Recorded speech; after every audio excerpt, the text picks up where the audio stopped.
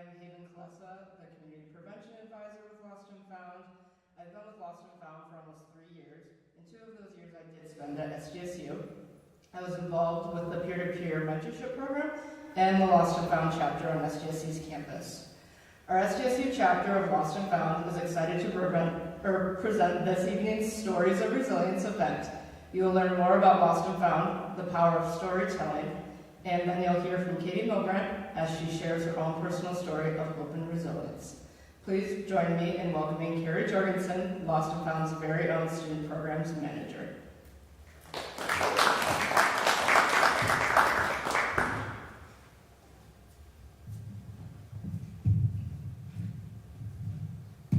I'm not sure that's gonna work for me. We're kind of short.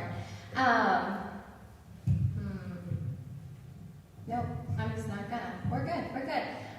My name is Carrie Jorgensen, and as Hayden mentioned, I am the Student Programs Manager at Lost and Found. I have been with Lost and Found for roughly 7 years, if you think about it in a few different ways. I was a counselor, a mental health counselor here at SDSU in the Wellness Center, and it was one of those opportunities where I was kind of voluntold that I would be advising the student chapter of Lost and Found. Cool. I didn't really know what that meant, but here we go. I met Eric Monkey, who is our outgoing CEO and Executive Director as he moves on to his next amazing phase in life. And I was just so captured by what Lost and Found had to share. It was a group of students that was formed by students 14 years ago who wanted to do more to support their peers in a mental health space. From there, they expanded their chapters to a variety of campuses across the state of South Dakota and has since become a nonprofit organization supporting our communities, specifically our young people ages 10 through 34 in suicide prevention, mental health, education, and advocacy work. I can go through each of our slides individually. We are a comprehensive organization. We know that suicide prevention is multifaceted. There is no one single answer to fix this problem that we're having in the United States, and especially the Midwest, and in South Dakota as well. We know, too, that we want to make our decisions based on the data. So we are very focused on research and evaluation services to make sure that we are providing the best services as possible to support our young people and their support networks. Like I said, we've been around for about 14 years. Since 2009 at, unfortunately, USD, I have to say, Lost and Found started at the University of South Dakota in Vermilion, but we are thriving in our SDSU space. I'll tell you a little bit more about a different program that was founded here for Lost and Found. But we've been going since 2009 and have just spread so much since then. We have student programs throughout South Dakota at universities and technology schools across the state, and then we're also at Bethany Lutheran in Mankato, Minnesota, and the University of Minnesota in the Twin Cities. In terms of our student programs, this is my bread and butter. This is what I love to do every day. I get to work with young people, and I hope we have some people joining us in our live stream as well, because we are here because of you. 2 programs that we provide on our campuses are our peer-to-peer mentorship program and our student chapters. Student chapters were what we initially started with. That is what our founders created on their campus, again at USD. We now have chapters again across the state and into Minnesota. That is, our student chapters are a place where young people can come as you are. You do not have to subscribe to a certain belief system or have a certain background. You just come as you are. You have the opportunity to be truly listened by your peers and to be supported by the people around you. We also offer a lot of education opportunities within our chapter and advocacy opportunities as well. In terms of our mentorship program, that is the program that was born here at SDSU. I'm incredibly proud of this program. I was very lucky to be supported by Lost and Found when I was a counselor here, and we were seeing a lot of students coming and seeking counseling services in order to really find that sense of regular connection with somebody else. And that only got worse during the pandemic. And so we put our heads together and said, what can we do to help students connect to one another a little bit better and in a healthy way? Students don't always know how to have hard conversations. They don't know how to start the conversation, and they don't always know, when is it out of my wheelhouse? When do I need to get somebody else involved? So those are the conversations that we have, especially within both of those programs. Those are conversations that get brought up. We also do a significant amount of research and evaluation services. We do a campus resilience index on our campuses to let our administrators know, what are you doing really, really well in your suicide prevention efforts on your campus? And what are some areas that you might be able to improve on a little bit in order to really focus on those students who could use a little bit more assistance when at university? We have a lot of education as well. These are just exploding recently, I can say that because I know I'm excited to see it. Not only can we provide specific information about mental health for yourself and for others, how to support yourself and take care of yourself, how to recognize signs and symptoms in others, and how to support that person and start a conversation. But we also provide information on how to set appropriate boundaries. We don't talk about those things enough. How do you do that, and why do we do that? How and why do we need resilience in our lives? How do we get more resilient skills in our lives? How do we use inclusive language so that everybody feels included in the spaces that we are all encompassing together? Those are the types of education that we are able to offer students and our community members. We do also offer a postvention program. We know that postvention is prevention, because there happens to be a ripple effect. When a suicide occurs, sometimes that can become a ripple effect and affect those loved ones around them. So what we've done is we have this program called Survivors Joining for Hope, and it's for families and friends who have lost a loved one to suicide, and you can apply to have some financial aid throughout that support. That's, of course, an unexpected life event. So we want to make sure that you're able to stand on your feet at the end of the day and not have to worry too much about the external stressors, and to really be able to focus on what you're going through on a personal level. We also help those families and community members get connected to resources to help them through that grief process.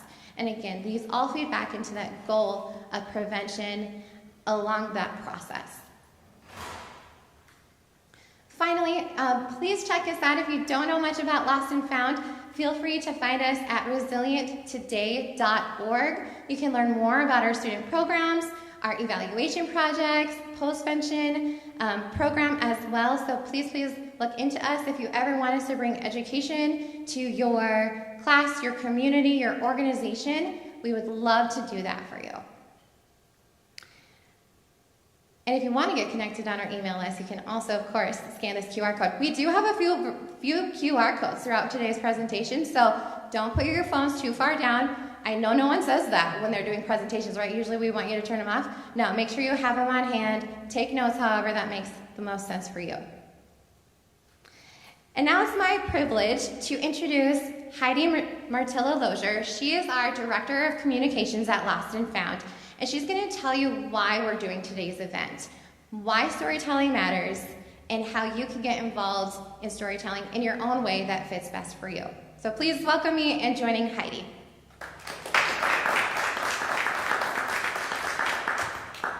Thank you, Carrie.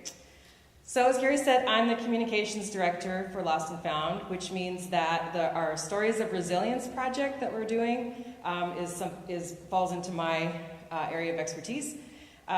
This is the 4th year that we have done this project. In the first 3 years, we called it 30 Days, 30 Stories. And this year, we kind of gave ourselves a little break instead of trying to be as intense as that, not doing that many stories in that short amount of time. I want to give a shout out to the South Dakota Humanities Council, which has helped to sponsor this work this year and for those previous 3 years. So before I started working with Lost and Found, I was a journalist, And people sometimes ask, so how did you go from the world of media to the world of suicide prevention? And the connection between those two is stories. In journalism, when you want to get across some information, facts and figures definitely matter. You need the facts and figures. But you also need stories, because the facts and figures can help you think, but you need the stories to help you feel. And you really need both of those working together to get across the information that you want to share.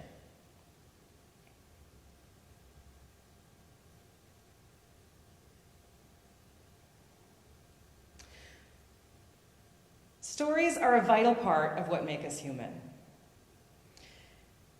Stories help us make meaning of the world and our place in it. Some of you may have learned about the 8 or so story arcs that a lot of stories fit into. Rags to Riches, Boy Meets Girl, Cinderella, for example. And sometimes our own stories can fit into those story arcs. But on a more basic level, all human stories have a beginning, a middle, and an end. And when you map your own story onto a story arc, it helps you understand where you are and where you are in relation to what is going on in your life. Stories also connect us to one another, and that today is vitally important. The U.S. Surgeon General has said that we have an epidemic of loneliness in this country. We are connected all the time on our phones, online, but we're not necessarily genuinely connecting to one another. And that is connected to our epidemic of mental health decline and suicide in the U.S. And stories can help with that. As I was researching stories for our storytelling project, I found this book called Between the Listening and the Telling, How Stories Can Save Us by Mark Yaconelli. I'd like to share with you a bit from that book that really gets to the heart of this. We are relational beings. We need others in order to become ourselves. We need relationship to access the deepest gifts of our humanity. We need relationships to live lives that are productive, loving, and meaningful. Sharing stories is how we make a home within ourselves and one another. The practice of storytelling, particularly when sharing the real stories from our own living, tethers us to what matters most: our families, our friends, nature, the hearts we carry, the wondrous mystery of life itself. Every human being longs for a good question and a listening ear. I like that question or that sentence so much, I'm reading it again. Every human being longs for a good question and a listening ear. Where did you like to hide as a child? When was a time you felt deeply betrayed? Where was the place that felt most like home? Who was the love that got away? How did you find yourself in this town? When was the last time you felt truly alive? End of quote. When is the last time you either asked or answered that kind of powerful question? Probably not often enough. So that's the power of stories from the teller's perspective. From a listener's perspective, stories can change how we see one another. A good story can draw a circle of connection around people you wouldn't otherwise think have any connection. And when a person hears themselves in another person's story, the storyteller is no longer an other as they might have been before. Here's one more paragraph from Yaconelli. This is how stories can save us. We step into the reality of another person's existence and instead of judgment, feel kinship. When we say, tell me your story, what we're really asking is, can I relive your experience with you? Can I try and see as you have seen, feel as you have felt, know the world as you have known it? The honest listening and telling of personal experiences naturally endears us to one another. The illusion of separateness dissipates, and we see ourselves in one another's story. When that happens, we are no longer able to demonize, ridicule, oppress, or neglect the other. This is not rocket science. This capacity is a natural, hardwired human inclination that anyone can engage. And when we do, we heal our families, our world, and ourselves.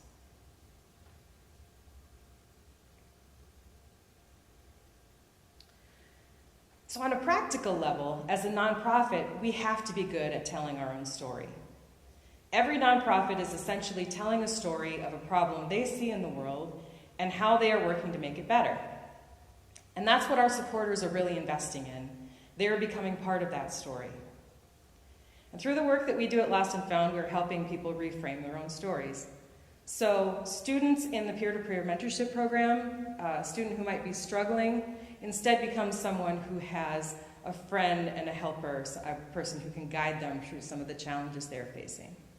And on the other side, the mentor, instead of seeing a problem and feeling kind of helpless on what to do with it, they become empowered to take action in the face of a problem they see.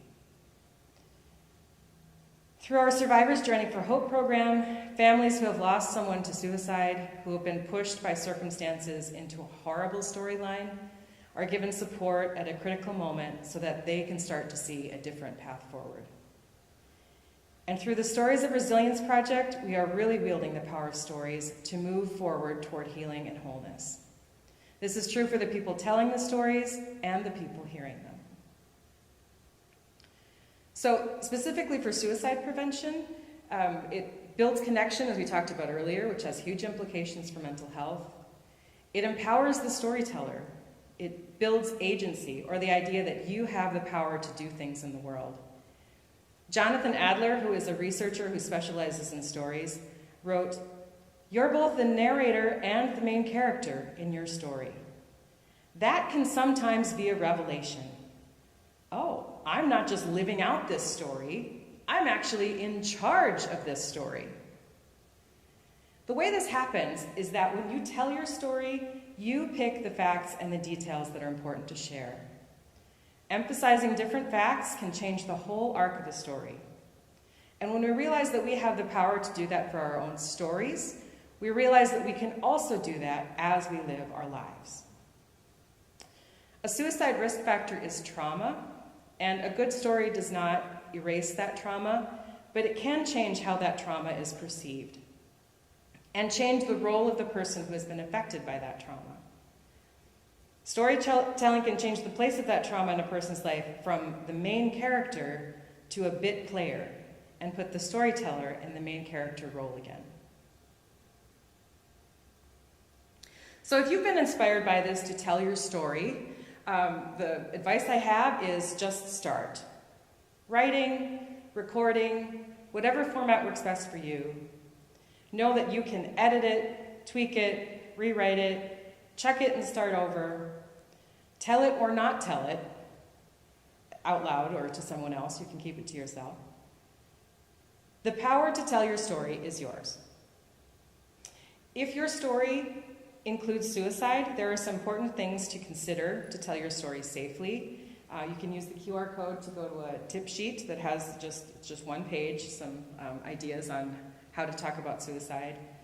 The one tip that I'll mention is that talking about suicide is important, and it is not going to plant the idea. This is something that's good to know. But we do want to be careful about the methods, that we just leave any discussion of methods to the side when discussing suicide. One other thought that I will leave with you. Remember that you can also bring stories into the world by helping others tell their stories. Asking good questions is a superpower. A powerful question and the ability to really listen to the answers really can change the world one story at a time. That's the end of my portion, and I'm going to invite Carrie back to introduce our speaker.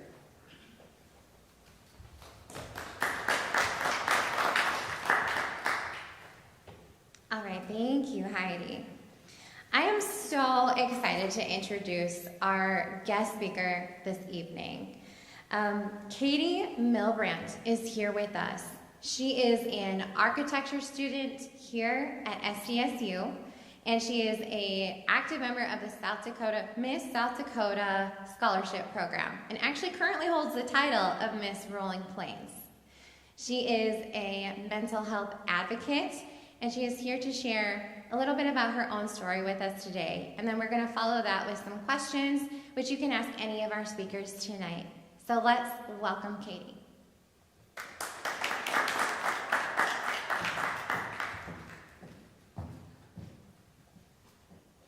Okay, maybe I might have to move this up because I am a little tall. All right, thank you guys so much for coming. I'm very excited to be here and share my story and just sort of the journey that I've gone through over the last several years. To start off, I was introduced to mental health and mental illness at a very young age. I saw firsthand a lot of my family members struggle with their own mental health, including my sister, which is where I learned what mental health was and what mental illness can look like. Fast forward to high school, I was bullied a lot, which really negatively impacted my mental health.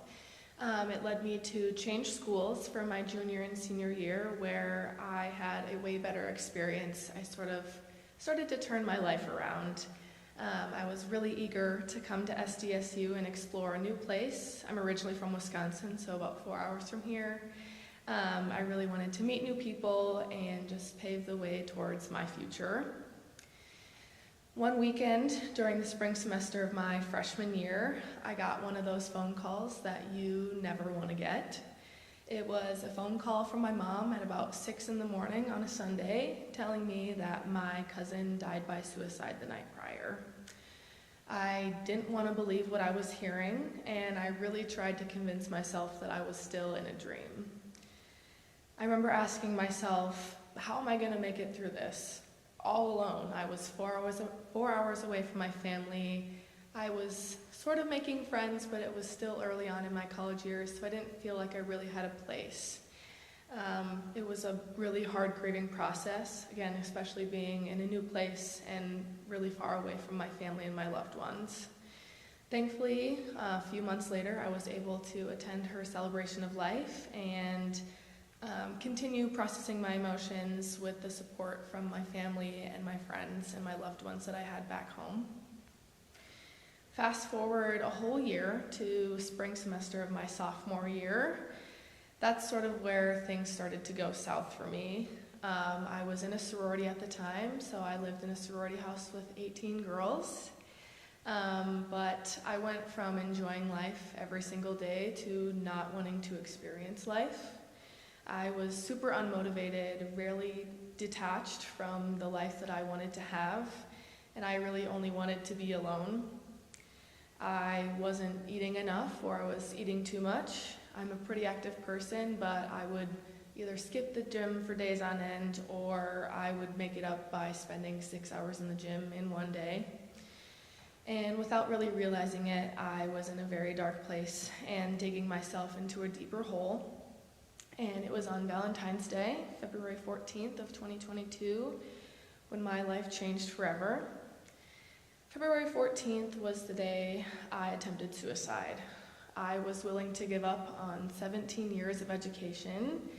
I was willing to say goodbye to my friends and my family and my loved ones and give up on the life that I wanted for myself, on my goals and my dreams and my future. But thankfully, I got help before it was too late, and I'm so proud to stand here and say that I overcame the silent struggle, and that's why I'm here talking about mental health with all of you. I wanted to share some solutions that have helped me along my journey, and they serve as the foundation for my platform, being involved in the Miss America Scholarship Organization. I'll start with advocate. I believe that strength comes in numbers. So stand up for yourself, for others, and for loved ones who are struggling with their mental health. I think that's very important. And it's just important to do what you can to advocate. For me, this looks like sharing my story across the state through partnerships and through events like this. Authentically posting on social media about how I'm feeling or things I do to help myself when I'm struggling, and yeah, again, speaking at events like this one. Advocating can also look like sharing your personal struggles, attending community events about mental health, and this is my favorite one, but just openly talking about mental health like we talk about our plans for the weekend. The next one is support. I feel like we rise by lifting others. So just being there for others, how you'd want someone to be there for you, is really important, especially when it comes to mental health. Just like you need a helping hand during a different time, be that for someone else. And support looks different every single time. It could be a simple hello in passing to a friend that you don't really see that often, or sitting down and listening to a friend that's going through a difficult time in their life. No matter what, your support helps. I can promise you that. Next is educate. So knowledge is power, and it's important to share your knowledge with others. Again, this is sort of why I do what I do. I share my own experiences to educate others so we can learn and move forward together to create a community that is more accepting of mental health and mental illness. And lastly, I think this actually might be my favorite one, the most important one to me, is to ask. I've learned over the last few years that asking for help is a sign of strength, not weakness. And this is, again, something that took me years to learn. You can't always get to where you need to be alone, and some extra support never hurts. And also having your go-to people, the ones that you know will take the time to spend with you to help you. And for me, this is my mom. She's the most incredible woman to ever walk this earth, and I would not be standing here today if it wasn't for her constant and unconditional support.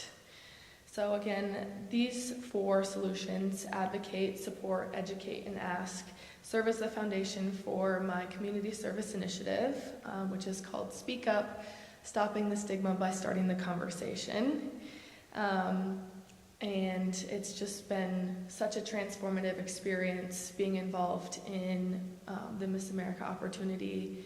I, again, went through a really hard time starting out in college, and I learned that I could turn my struggle into strength by sharing my story authentically and openly in whatever capacity it is. And through that, I've just seen so much growth in myself, and I've seen the impact that sharing my story has had on other people. I mean, just from conversing with people before or after an event, or just, getting a message on social media, people come to me to ask for ways to help someone else. They come to me with questions. They come to me and say, hey, your story really impacted me, and this is something that I'm really passionate about, like, where do I get started? And just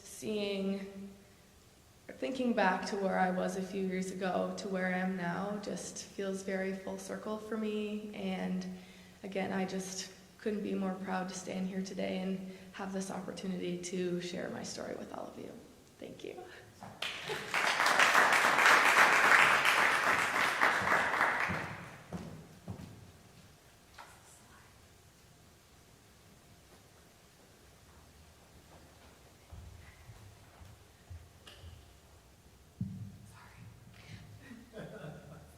Short girl problems. Katie, that was phenomenal. Thank you so much. I need to have more conversation with you. So amazing. So, of course, we just presented Katie Milbrandt. And now we really want to open the floor to any questions. I know we have some live questions that can come in from any of our students who might be watching this live. We send this out to our campuses across the region. So I know we've got a couple of my girls over here who are monitoring the chat features, but also any questions from any of you to get our Q&A started.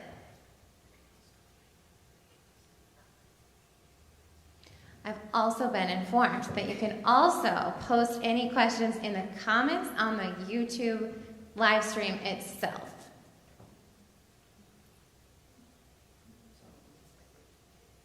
Oh, we've got some praise for Katie. Yay, amazing. I think, personally, one question I might have, if it's okay to ask, is, Katie, what advice might you have for other students who are also going through something and they're not entirely sure where to start, where might you recommend they start? Honestly, sorry. This is something that I asked myself because I didn't know where to go. I mean, I lived with 18 girls. You'd think that I would have support with that many people living in one house. But honestly, I just felt really lost. I didn't know what to do. I didn't know where to go. Thankfully, SDSU provides free counseling services to all students, faculty, and staff, which was ultimately where I ended up going to. After my attempt, I saw a counselor here that I have seen pretty much ever since then. I think that it's really important, even if you're not in that situation where your life is at risk, I think it's just important to reach out to others. Again, sort of having that support system, going to the people that you know you can trust and talk to openly and honestly without judgment, without any negative opinions. Again, that's sort of my mom as well, but like my closest friends, my roommates. And if going to someone else isn't really an option or you don't feel comfortable, there's so many online resources like Lost and Found. It's a really good place to go. I know NAMI, South Dakota, Sanford, Avera, they all have online resources. So just a simple Google search of, what am I supposed to do if I'm struggling with my mental health? Where can I go? Where can I look? There's so many outlets and places to look. And if you don't know, there's always the 988 number, which is a really good option too. I think just having the courage to seek help is also a really big step and something that isn't always easy to do, but recognizing you need help is the first step towards recovery. Is it working? I think so. Maybe? Okay. Wonderful. Yeah. You're stuck up here. Should not. Okay. Oh yeah, I'm sorry. I think we got questions. I'm going to pass it over to David. What are your aspirations in life? That's a really great question. There's a lot of answers, I guess. I mean, I would love to start my career and become an architect or whatever profession in terms of my schooling and education, but I really have found such a great passion for mental health advocacy. So also just continuing that after college and through, again, the Miss America opportunity, just a story. It's a really open-ended question. I don't really exactly know where to go with it, but I think I just want to continue on the path that I'm going on right now. Again, I've learned to turn my struggle into strength, and it's helped so many people that I've spoken to, but it also helps me every single day to reflect and look on where I was versus where I am now. It's really empowering. And so just continuing mental health advocacy as well as finishing my degree and starting to becoming an adult and starting that chapter of my life. Okay, another one from online. What role, if any, did your college advisor play in supporting your mental health? I actually am very, very close with my academic advisor. She, is there for me for school to help me plan out my schedules and all those things. But because I was so close with her coming into college, I've had her since my sophomore year. And in our meetings that we had once a semester, I just really got to know her and she got to know me. So she, again, kind of became one of those support people that I could go to and talk to. And so, if I ever was struggling with school, I knew I could go to her and just talk about it. I could go to her and talk about whatever was going on in my life. And I know that some people sadly don't have that relationship with their advisors. Because some people aren't just as comfortable talking about these things. I mean, it's kind of a lot of what I talk about is my mental health and my story and all these things, so I think that makes me a little more open and vulnerable, but just a reminder that your academic advisors or whoever you go to, in these years of college, they're there to help you in any area, not just academics. They're there to help you in your personal life because those things are really interlaced. I mean, if you're not doing well mentally, that sort of can impact your schooling and all these other things. So just really leaning on her was a huge help. Another one. So, online you mentioned your mom had a strength and a foundation for you. How has your relationship grown through your story? I mean, in high school, I sort of went through a phase where I was like, I don't need my mom, I don't need my parents, I'm an independent person, I'm growing up, I can do these things on my own. And even, coming into college, I really wanted to be independent. I wanted to create a life for myself in a new place, just kind of build, a foundation for myself and plant roots here. I think there's a good balance between being independent and also needing your parents or your support people. And after all the things that I've sort of been through in the last few years, my mom and I's relationship has just grown immensely. I go to her, we talk every day, whether it's texting, usually it's a phone call. I talk to my mom every day, and I'm proud to say it, because she's just been the biggest help throughout the years. I mean, she's my mom. She's here to help me. She's here to love me and support me. And I'm grateful to have a good relationship with her and have her as someone that I can always rely on, no matter the day, no matter the time. I've called her at 2 a.m, and she'll answer because she's only there to help me and love me and support me. Those are all amazing answers. We currently don't have any more questions, so I will pass it to Carrie. Oh. So you talking about mental health, like you talk about your plan for the weekend. Mm-hmm. How does that look in practice when you're talking with your friends or your Mm-hmm. I just view mental health and talking about it as normal everyday conversation, whether that's just a simple like, how are you doing? And if someone just gives me like oh, I'm good, I try to get a little bit more out of I'm okay, like what made your day good? Or if it was the opposite, I had a bad day, how come? Just talking about mental health or our emotions is a really big help in stopping the stigma. I think that's creating this sort of nervousness to talk about mental health is sort of the reaction people will have when we talk about our feelings and emotions. So doing something as simple as just asking how your day was, or, again, I've had people reach out to me asking how to support someone, or even just coming to me for advice, which is a little crazy sometimes, I feel like.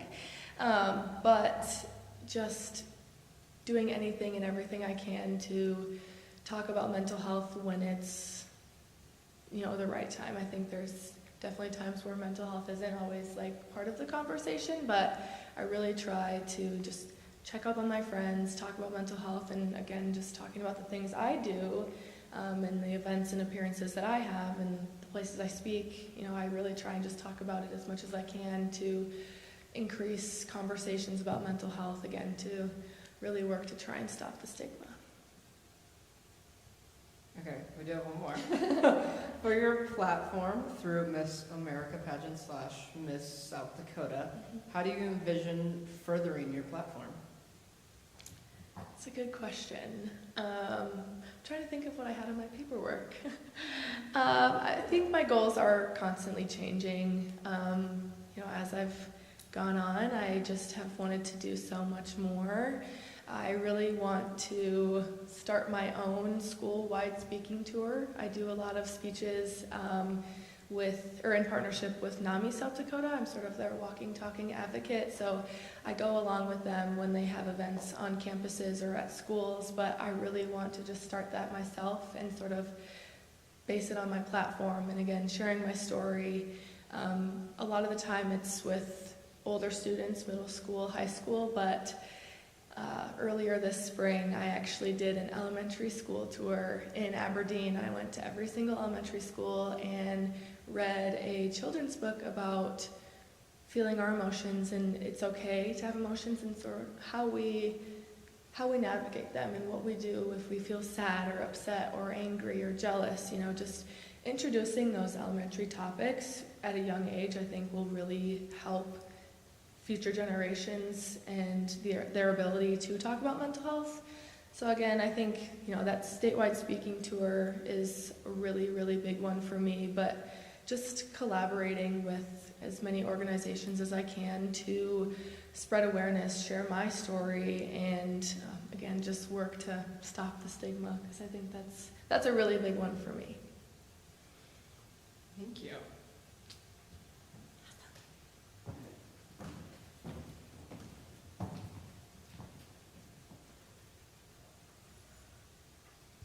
I would like to thank everyone for coming. 2 Stories of Resilience, as a previous SGSU student, I am graduated. And also thank you for all the online watchers as well.